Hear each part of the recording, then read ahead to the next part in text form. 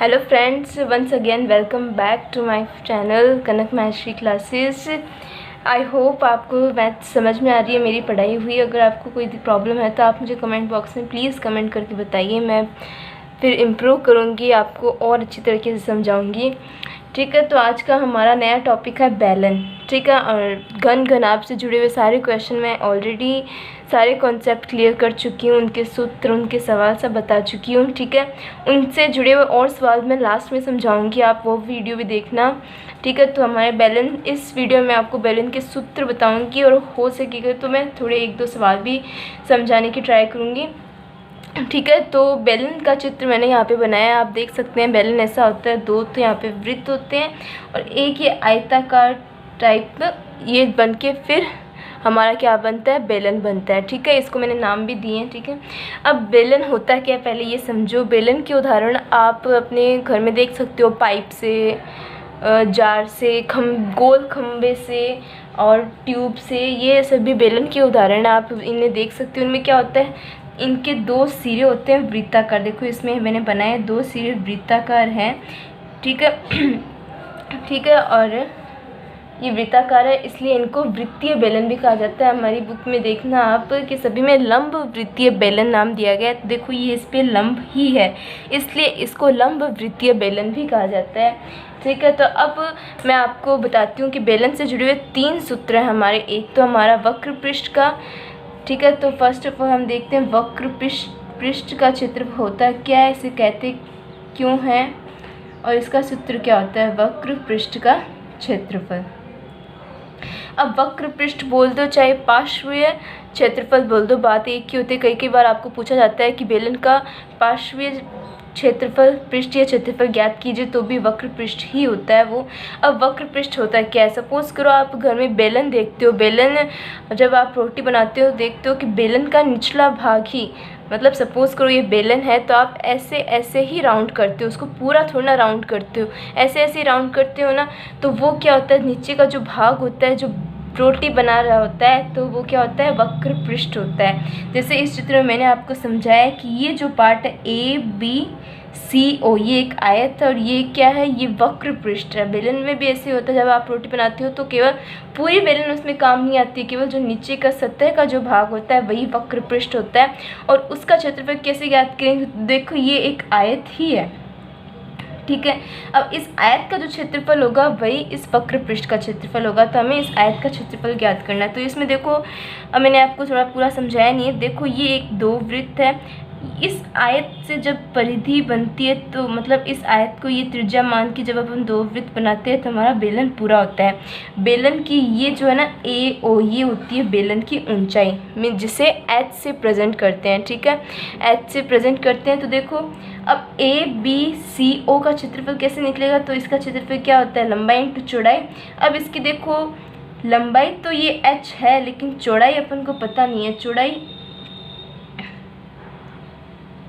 चौड़ाई क्या होगी इसकी, देखो आप, तो देखिए इसकी लंबाई इंटू चौड़ाई होता है, तो हमारी लंबाई तो H आ गई, लेकिन चौड़ाई कैसे याद करेंगे, तो आप तो देखो ये वृत्त कैसे बने, जब इस आयत के जो बिंदु हैं, ये शीर्ष हैं, इनको जब वृत्त का केंद्र माना तो हमारी ये वृत्त बने। तो ये क्या हो गई, ये इस वृत्त की परिधि हो गई, तभी तो ये वृत्त बना। तो ये क्या है, वृत्त की परिधि, मतलब ABCO, ये क्या है, वृत्त की परिधि है। आप देख सकते हैं, क्योंकि देखो वृत्त ऐसे ही घूमेगा तो ये क्या बन जाएगी, वृत्त की परिधि बन जाएगी।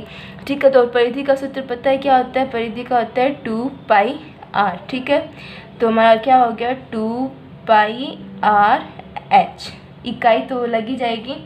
तो ये क्या हो गया, वक्र पृष्ठ का क्षेत्रफल आ गया। फ्रेंड्स आप फिर से समझ लीजिए कि देखिए ये एक आयत ही है, इस आयत की ये शीर्षों को जब अपन वृत्त का केंद्र बना लेते हैं तो ये क्या हो जाएगी, ये हमारी दो वृत्त बन जाएंगे और ये हमारी एक परिधि बन जाएगी, और परिधि का सूत्र 2πr होता है। बेलन की त्रिज्या फिर ये हो जाएगी, ये जो त्रिज्या है ना, ये त्रिज्याएं हैं, ये हमारी ऊंचाई है। ठीक है, तो वक्र पृष्ठ का क्षेत्रफल समझ में आ गया। सेकेंड आता है संपूर्ण पृष्ठीय क्षेत्रफल। संपूर्ण पृष्ठ क्षेत्रफल अपन ने घन में भी पढ़ा, घनाभ में भी पढ़ा, बेलन में भी पढ़ेंगे। संपूर्ण पृष्ठीय क्षेत्रफल, ठीक है, संपूर्ण पृष्ठ क्षेत्रफल तो आपको पता ही है सभी पृष्ठों के क्षेत्रफलों का योग। अब देखो संपूर्ण पृष्ठ क्षेत्रफल कैसे ज्ञात होगा, तो देखो इस बेलन का देखो एक पृष्ठ तो ये है जो अभी इसका सूत्र हमने ज्ञात किया वक्र पृष्ठ, मतलब एक तो वक्र पृष्ठ का क्षेत्रफल और उसमें ये जब अपन ये दो वृत्ताकार जो आकृतियां हैं जो वृत्त हैं उनको जोड़ देंगे तो हमारा क्या आ जाएगा, हमारा संपूर्ण पृष्ठीय क्षेत्रफल आ जाएगा। मतलब एक तो हमारा वक्र पृष्ठ,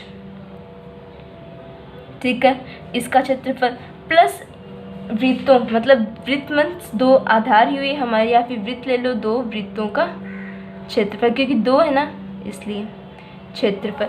देखो वक्र पृष्ठ का सूत्र तो हमने अभी अभी ज्ञात किया था, क्या आया था 2πr/h प्लस 2। अब वृत्तों का क्षेत्रफल क्या होता है, वृत्त का क्षेत्रफल आपको पता ही है क्या होता है, πr² होता है। तो हमारा देखो इसको गुणा कर दो 2πr/h प्लस 2πr², ठीक है। तो देखो अब इनमें क्या कॉमन, इनमें देखो 2πr कॉमन है, देखो इसमें भी 2 है, इसमें भी 2 है, इसमें भी पाई है, तो इसमें भी पाई है, इसमें r, इसमें r² मीन्स क्या होता है r इंटू आर, मतलब एक r तो ये तुम्हारा एक r कॉमन है, तो हमने कॉमन ले लिया 2πr।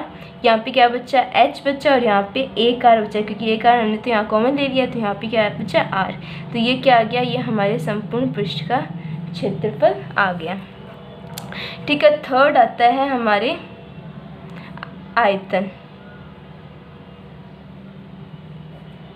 ठीक है।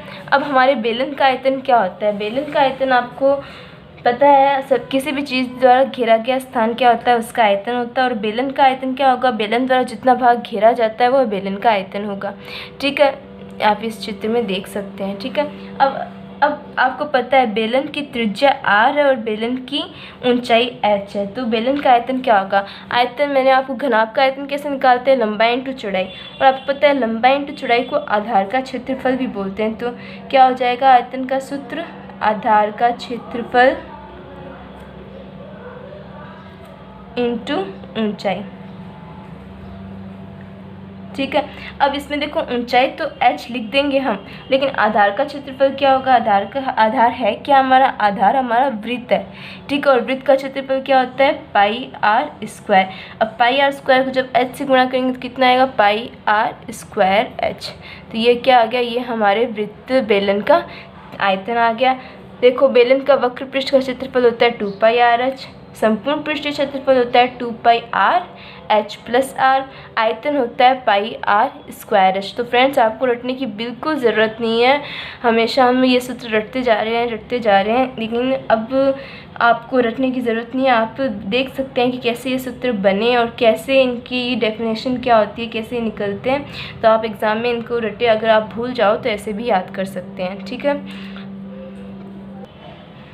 सो फ्रेंड्स मैंने सूत्र समझा दिया, अब मैं आपको एक दो सवाल समझाती हूँ जिससे आपको सूत्र भी क्लियर हो जाएंगे और सवाल भी आते रहेंगे, ठीक है। तो आपका फर्स्ट क्वेश्चन है कि बेलन के आधार का क्षेत्रफल 154 सेंटीमीटर। मैंने आयतन में अभी ऊपर समझाया है कि आयतन का सूत्र कैसे निकलता है, आधार का क्षेत्रफल इंटू ऊंचाई, और आधार के क्षेत्रफल का सूत्र क्या होता है πr², क्योंकि आधार हमारा क्या है, आधार हमारा वृत्त था, ठीक है। आधार का क्षेत्रफल 154 सेंटीमीटर स्क्वायर तथा ऊंचाई आपको दी हुई है 21 सेंटीमीटर। आपको क्या ज्ञात करना, आपको आयतन ज्ञात करना और वक्र पृष्ठीय क्षेत्रफल ज्ञात करना। तो देखो आयतन का सूत्र πr² इंटू h होता है। देखो आपको आयतन तो सीधा निकल जाएगा, आयतन बराबर, आपको ये पहला पॉइंट क्या है आयतन, तो πr²h।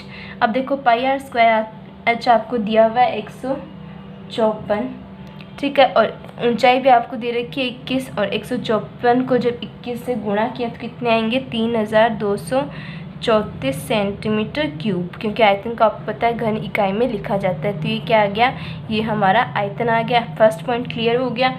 अब सेकंड पॉइंट आता है वक्र पृष्ठीय क्षेत्रफल,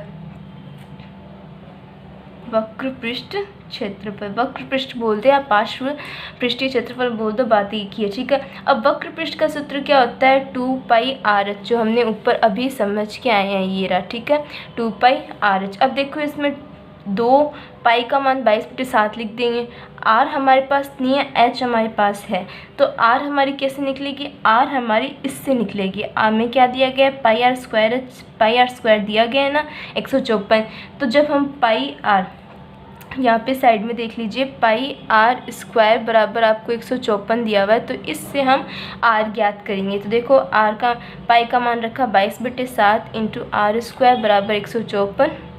यहाँ पे आर स्क्वायर रहने दिया, 154 इंटू 7/22।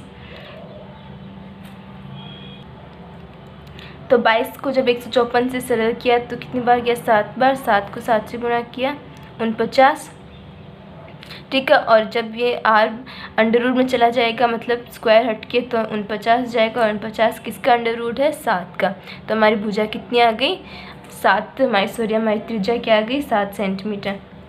अब अपन सीधा सीधा सूत्र रख देते हैं, 2 पाई आर एच। 2 इंटू पाई का मान 22/7। आर हमने अभी निकाली थी 7 सेंटीमीटर, तो 7 लिख देंगे। और ऊंचाई हमें इस क्वेश्चन में दी हुई है 21, तो 21 का 21 ऐसे लिख देंगे। 7 से 7 कट जाएगा। 2 इंटू 22 इंटू 21 किया तो कितने आएंगे, 44 इंटू 21।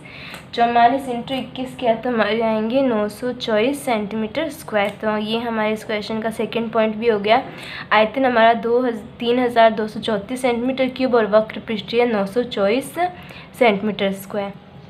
ठीक है फ्रेंड्स, इस वीडियो में मैंने आपको सूत्र भी क्लियर करवाया और बैलेंस से जुड़ा एक सवाल क्लियर करवाया। ठीक है, नेक्स्ट वीडियो में मैं आपके लिए और क्वेश्चन लेके आऊँगी, तो आप मेरी वीडियो को कंटिन्यू देखते रहना। मिलते हैं नेक्स्ट वीडियो में। Thank you.